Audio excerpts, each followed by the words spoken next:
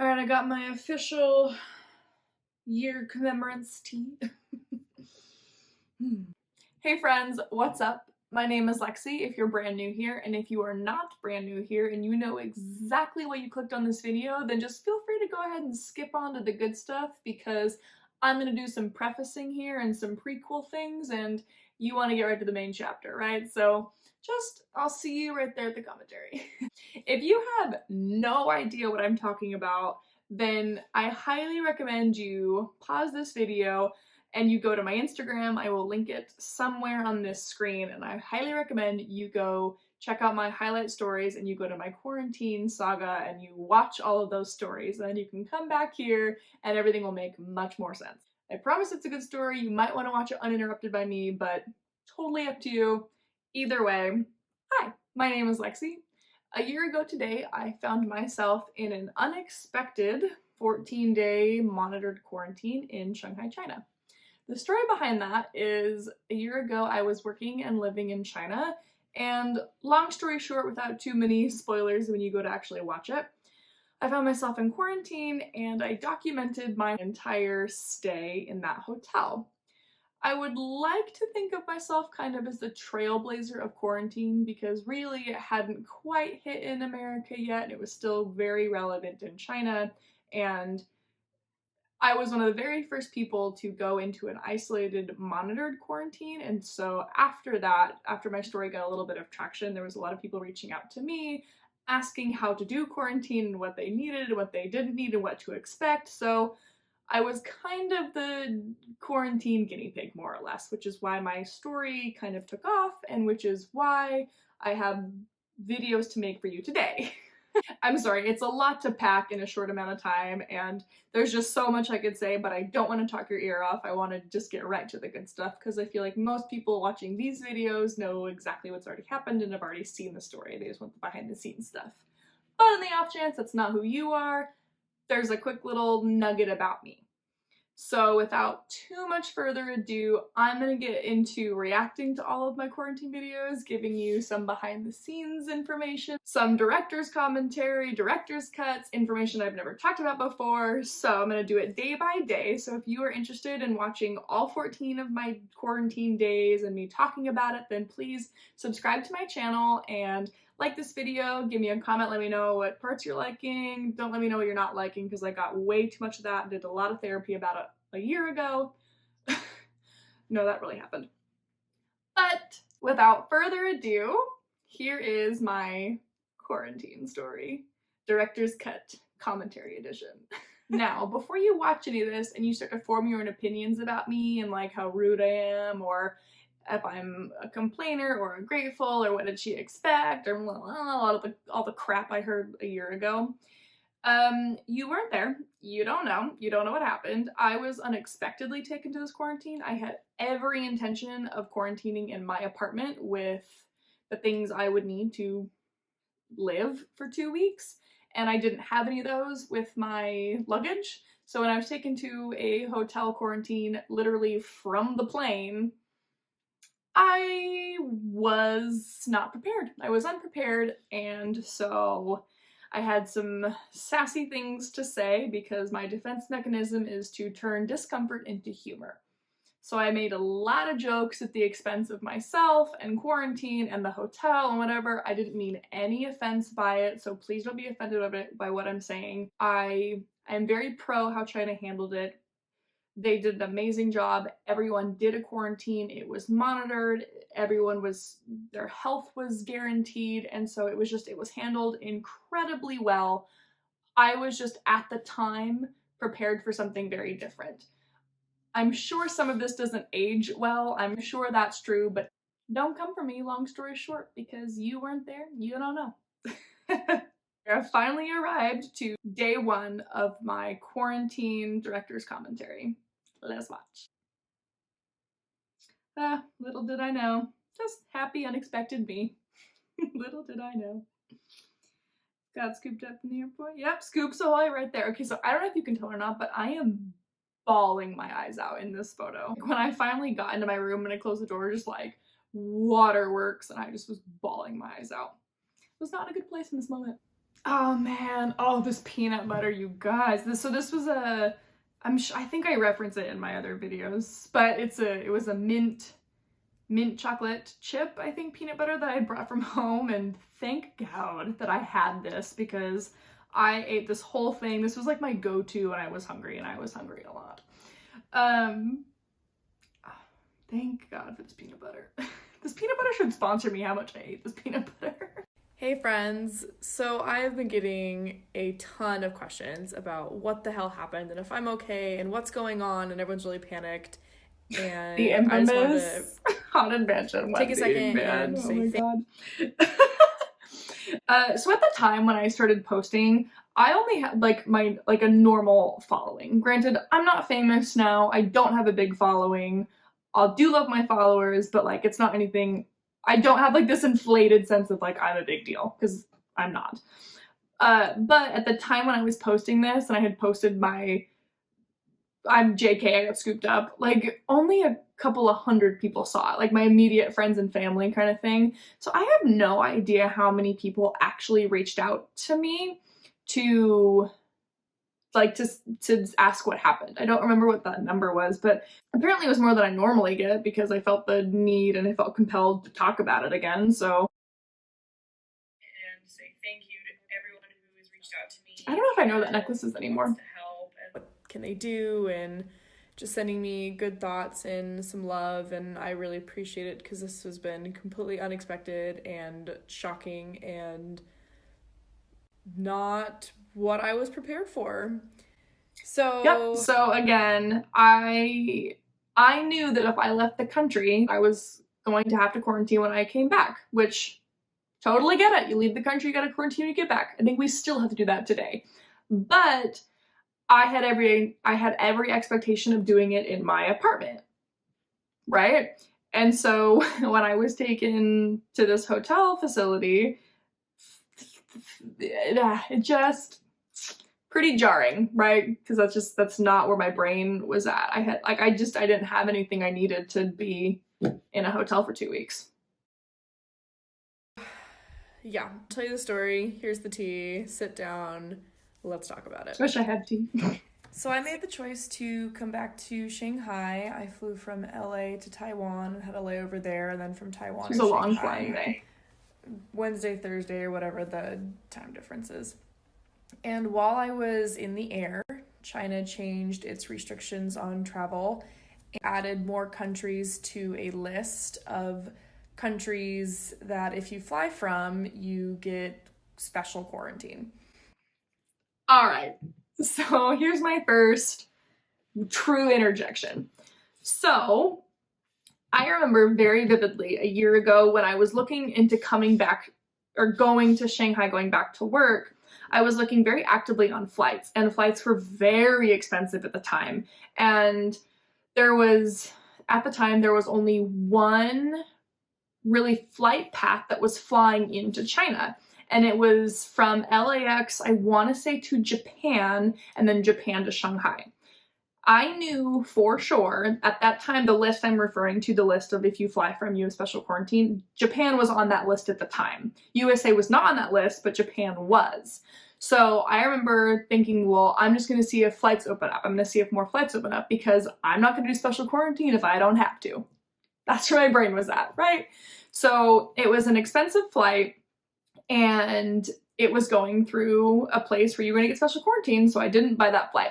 Weeks went by, and I finally found a flight. It was substantially more expensive, but the flight that I actually got on didn't go through a country that had special quarantine, so I bought it, right? It was substantially more expensive. It was twice as long. The flight was twice as long, but I didn't want to do special quarantine, so I forked out the money.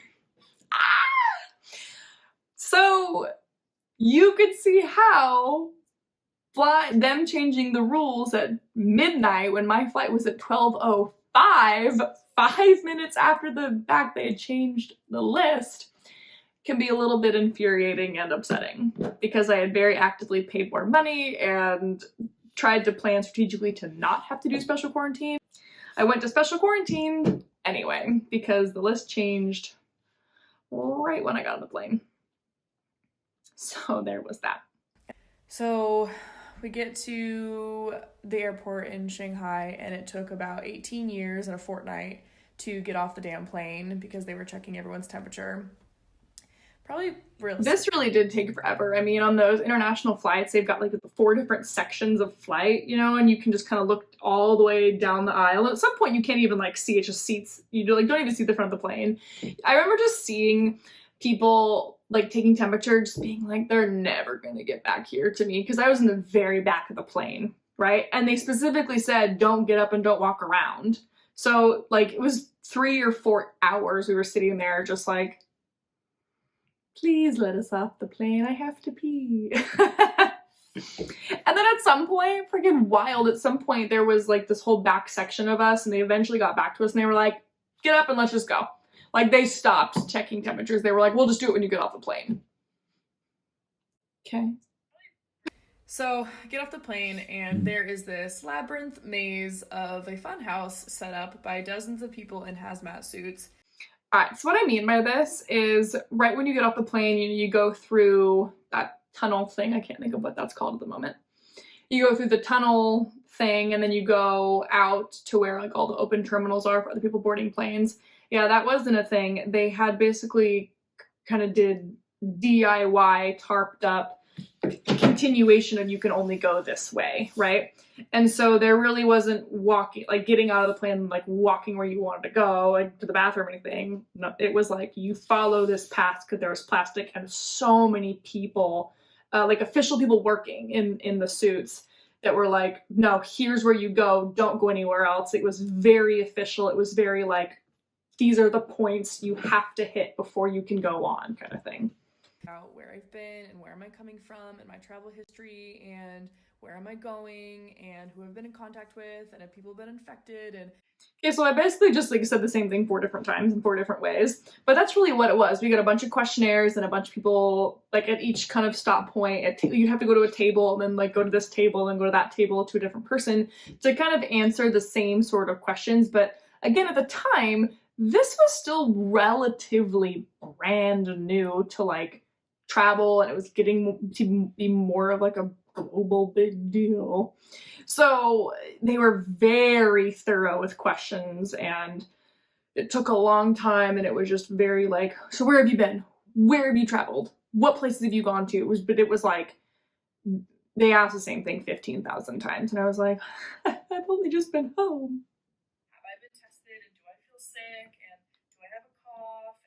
And I mean, these are normal questions. Like, this is still asked today. And I mean, when I say normal, like normal, now normal. But at the time, you know, thinking about, well, I could just got off the plane and gone. But like now they wanted to know, like, where have you been? Who you've been in contact with? Are you sick? Have they been sick? And like, this was really new at the time. So at the time, to have someone ask you, like, who you've been in contact with and they've been sick was like, what? You know, that's extensive. At the time, it's normal now, but that's my idea of a perfect date. You know, just everyone wants to know everything about my life. So I get as far as my health inspection and customs and ID checks and travel history checks, and I get my bags, and then they want to know where I'm going. So I tell them where I live.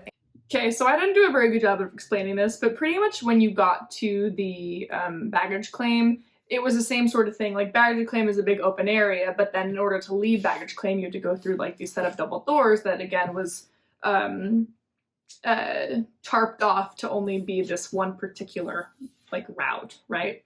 And so like once you got your bags at the door, some guy was like, where are you going? And I gave him my address. I told him the general city, I think. And then he would designate you to a specific, like, okay, you go this way, you go that way, which was just more like specific avenues of the maze, right? And they are directing people to like designated proverbs and cities of where they need to go because there is no longer public transportation. That's what it looked like. The airport, it's like shuttles specifically escorted to where you like need to be quarantined, like your home or wherever. So I go to my designated city's little booth. That was wild that you like couldn't just leave the airport. Like you had to be escorted to your home. Weird, right? At the time. Little booth, and they check my address and they're like, is this a hotel or what is this? And I'm like, it's an apartment complex. Yeah, again, I don't know if I did a good job explaining this, but in order to leave, you had to go in and check in at your, like, they had a bunch of booths set up, and then, like, above the booth was the name of a proverb or a city, and you had to go in and check in with people and tell them where you were going so they could organize the shuttle service, right? That's what I'm talking about here. And they're like, whoa, you can't go there. I'm like, why not? I remember the guy that I was speaking to, like, looked at me like I was insane. Like, when I gave him my address, he was like, kind of thing. I was like, what? The Mandarin now, you know? Yeah, it was very difficult to have the conversation because I don't know Mandarin at all. And so he did a good job. He knew English, but it's hard to, language barrier is hard, and it was a tough communication process. And I was very flustered and, what's going on? Because in that moment in the airport, you know, everyone around you is speaking Mandarin, and I didn't know what was going on, right? And so just really overwhelming at the time to not know what's going on, like, in front of you, around you, just being very alone in a moment of, like, I don't know what's happening here. All I see is tarps and people in plastic. That kind of thing. It was unnerving. And they're like, no, that's not it. You can't go there. And I said, well, that's where I need to go. That's where I live. And they were like, that's not sufficient. And then they were like, let's check on it, and then we'll let you know. And they kind of talked. I think he said customary. He said a word. He was like, that's not customary. That's not sufficient. Like, he said a word where I was like, but that's where I live. What do you mean? Themselves. And then he comes back to me and goes, no, so you need to follow us, and like escorts me to their. Yeah, so I remember standing at that table while there was probably like 5 or 6 people, like worker people there, and they were talking amongst themselves and like calling someone and getting off the phone and calling someone and checking my address, and like I didn't understand why my address was so confrontational. You know, like, it was an apartment complex, and I knew that my apartment complex had sent out this email to everyone that they had a special building, right, that was unoccupied that they had designated as the quarantine building. So I had every intention of doing my quarantine in this other apartment building, right, which was still in my complex, so like I could still have everything that I needed close, right, if someone could just run it over to me. But I had every intention of going to this other building in my apartment complex that my apartment complex had designatedly set up for quarantine purposes. So I was confused why they were confused, kind of thing, because I thought it was just information. Person who like takes my information down, and then he escorts me to somebody else, and I'm just being tossed around at this point by people in hazmat suits. So I end up, yeah, that was pretty frustrating. It was just like, where are you going?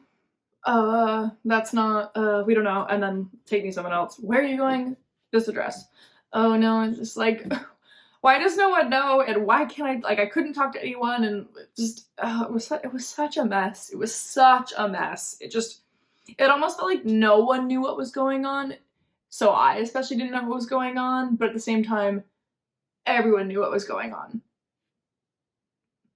At a bus, and I don't know where I'm going. I don't know what this bus is for. I don't know what decision has been made about me, because, you know, of all the Mandarin that I speak, I'm completely in the know about what's going on. Yeah, so when I finally got to a point where it was like you were gonna exit the airport, you know, the double doors opened, and there was one lady right at a desk right on the inside of these doors, and she was like, took whatever paper I had been given, and then she was like, okay, there you go.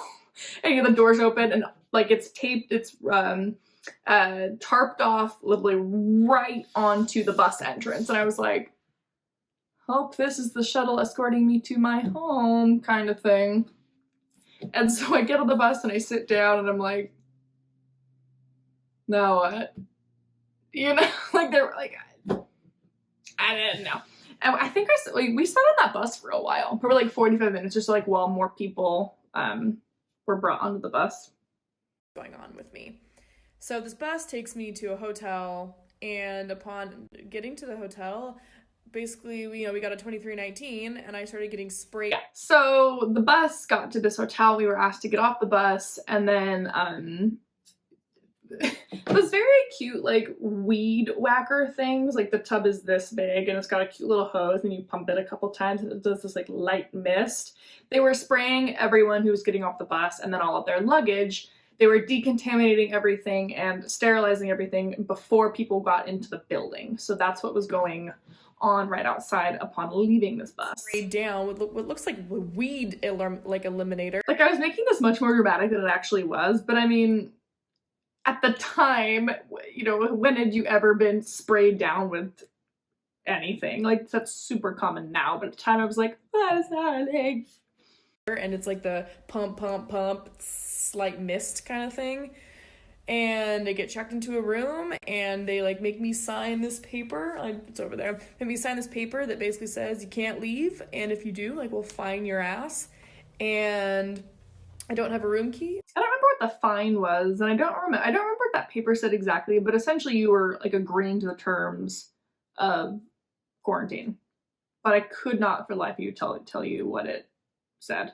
I can't leave, and they're gonna feed me 3 times a day, but at these specific times, and never mind the fact that, you know, I'm a vegan and have dietary restrictions and don't eat this kind of food. And now let's do a quick old pause before you think I'm a big old bitch and I'm spoiled and whatever. Yes, I'm a vegan, but if it came down to it, excuse me, if it came down to it, being fed vegan food or not being fed at all, I would eat meat. Just so we're all clear, I'm not so much with my head up my ass that I can't recognize that it's either this or no food. So, I don't want any comments about it. I am vegan and my preference is to eat healthy. And when I say like this food, I was like, I don't eat this food, I mean like overly processed food. Like, I try and keep my food very clean. We were given a cup of ramen and I was like, oh my god, never would I ever eat this. Like, I'd have to be so drunk at 4 a.m. kind of thing. So yeah. And yeah, screw all that. Yeah, so I'm in this hotel. I'm in quarantine for the next 14 days. I cannot leave. I don't know how this happened. I don't know what's going on. I'm okay, but I'm exhausted. Yeah, at this point, I had no information. Like, over the next couple of days, I got more information kind of about what happened, but at this point, I truly had no idea. Like, you know, people at the quarantine facility didn't speak English, and I think there was one person, but like, you know, they were actively trying to coordinate like 20 people that was brought out the bus, so like, I was not getting this one-on-one time of like, hi, can you explain to me what's going on here? Like, it was like, go, you're going this way, you're going this way. I was like, I don't know what's happening. So at this time, at this point, I had this much information. Overwhelmed and just don't know. I just don't know. So thanks again for everyone who reached out. It really means a lot because I feel kind of abandoned and alone. So I do appreciate everyone giving me some love. Yeah, so I'm okay. I'm just... I was in shock at this point, right? Being like, why can't I do this at my apartment? Why am I not at my apartment? Why was my address so sus at the beginning of this whole thing? Like, I was shocked at this point, just kind of like, well, this is my reality now. What? Like, that's where my brain was. Quarantine, I guess. I don't know. What is my life? I don't know, girl, what is your life? Now some fun facts about quarantine. They've shut off the heating in the air. Why? I'm so sassy. Again, this is my total defense mechanism in like fear, pain situation, is to make it comical. Sassy, sarcastic, like that obnoxious that some people, it really rubs them the wrong way. Like, this is my defense mechanism. So if I'm ever like overly sassy and sarcastic, it's because I'm way uncomfortable or I'm scared. That's how I dealt with this. Because they have to regulate all the air circulating through the rooms in the building. You get too cold or too hot, doesn't matter. Quarantine. Yeah, so that happened. The heating in the air, I remember, wasn't a thing. And this was wintertime. This was March, so it's still winter. It was very cold. And this was, yeah. It was very cold in this room. I was sad that I couldn't turn the heat on. The only thing I have with me are the luggage I brought from home. All of the clothes I have are dirty because I didn't have time to wash them. So I was going to wash them when I got to my apartment. Do I have Fun fact, fun story. So the reason I have only dirty clothes with me is because how I mentioned that I flew at 12:05. Yeah, my brain didn't put it like two and two together that it was like 12:05 on the 13th or whatever the day was. And so I was like, oh yeah, 12:05 on the 13th. Yeah, I was at Disneyland in Anaheim, an hour away from my house, when I realized that my flight was not the next day at 12, it was that night at 12:05. So in a frantic panic, I called my mom and was like, my flight's tonight, it's not tomorrow. Like, duh, Lexi, 12:05 is duh. So the reason I only have dirty clothes is because I had every intention of washing them that night. I'd gone to Disneyland to watch all my friends and Magic Happen, so if you were there that day, you killed it. Total sidebar, it was amazing. I'm such a good show. You guys rock. Super awesome. I loved it. Anyways, I had every intention of washing my clothes that night. So when I got home in a frantic panic, shoved all of my dirty clothes into my duffel bag and was like, we have to go to the airport now! Yeah, that's why I only had dirty clothes, because I'm stupid and blonde and can't tell time. And I was bringing over my spring clothes because I brought back from home all of my winter stuff, thinking I was being smart about moving, packing kind of thing. So to keep myself warm in that room, yeah, my Daisy Dukes and little crop tops weren't doing it. Whoops. Clean clothes? No. Do I have warm clothes for this cold room with no heating? No, because I was bringing my springtime clothes. I thought I was so smart. Sometimes when you're a girl, girly time happens. Oh my god, I totally forgot I was on my period when this happened. Totally forgot that. Yeah, that was another big old bummer about quarantine, and kind of really shows you that I was not anticipating on not going to my apartment, because I think I only had enough tampons for the flight. And yeah, so I didn't have any tampons or any sort of feminine product to take care of my situation. Yikes. Do I have any sort of girly time feminine products to help me with that? No, I do not. Quarantine. I don't have any toothpaste. Ask me when the last time I brushed my teeth is. Quarantine. Yep, I didn't have toothpaste. I was not traveling with that. I was like, there's no, that seems like a waste of tube top space, right? I was like, I'm going from my house to my apartment to house. Like, I got toothpaste in both places. I don't need that. Yeah, always travel with the toothpaste, kids. Who doesn't want to wash their body with generic hotel soap? Quarantine. Again, sassy, sarcastic. Yeah, you can wash yourself with soap. It's fine. People in the world don't have soap. Like, jokes, just sarcastic jokes. I was picking it. I was like, what else can I complain about that could be funny? Like, that's how my brain was at this point. I was like, I need to keep making jokes so I can feel better about this. I was literally looking for stuff in the room to like make a joke about so I could feel better. That's why I picked up. I was like, soap. Yeah, it's fine. Soap is fine. When I arrived, there was no water or food. I had to ask for water. This is what I'm rationing. Quarantine. Yeah, water was a hard thing to come by at that moment. This is how I get my meals provided.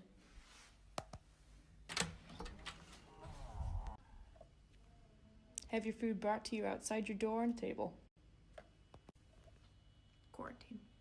So, this is so wild. So wild. I mean, like, it makes sense. It doesn't not make sense. Like, it's done really well. It was orchestrated incredibly well. It was organized and it made sense and it kept everyone safe and at a distance. But it's just funny, like, in hindsight, to look at that and be like, I'm just dropping a bomb and there's your food and run. Like, it's a joke. And everyone in China smokes, including the people in quarantine. Generalization, not everyone in China smokes. A lot of people do, but like, generalization. Do you think they're allowed to go outside to smoke? Nope. Are they doing it in their room? Oh yeah.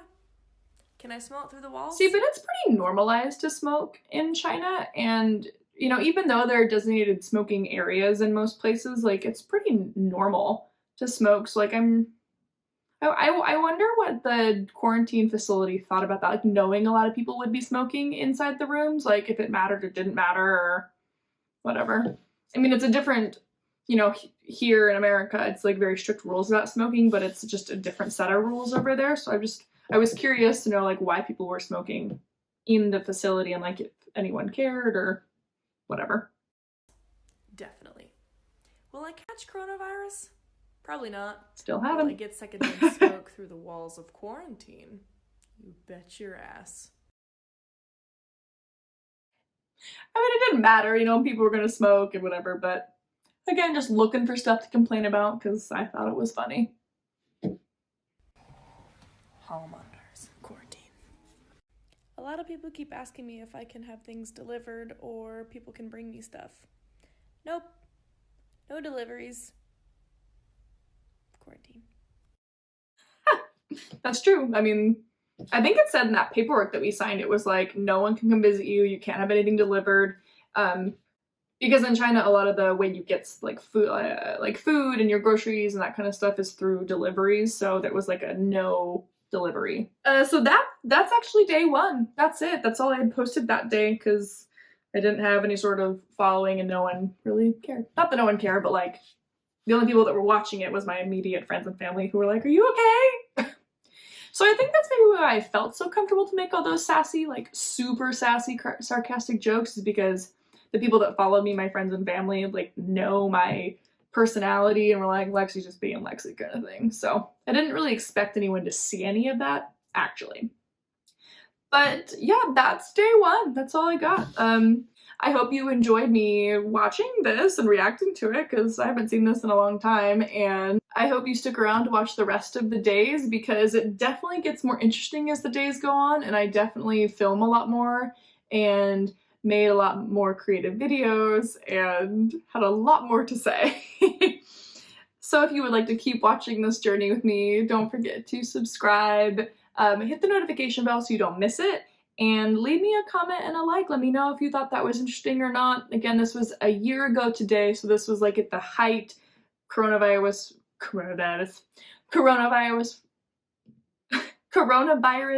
was pretty new, becoming a global thing. It was in a very weird height moment. So this was all very like, what's happened to Lexi? Like, you'd expect it now because so many people have had to do it after the fact, but I was one of the first. So yeah, here's my story about being one of the very first people to go through supervised quarantine.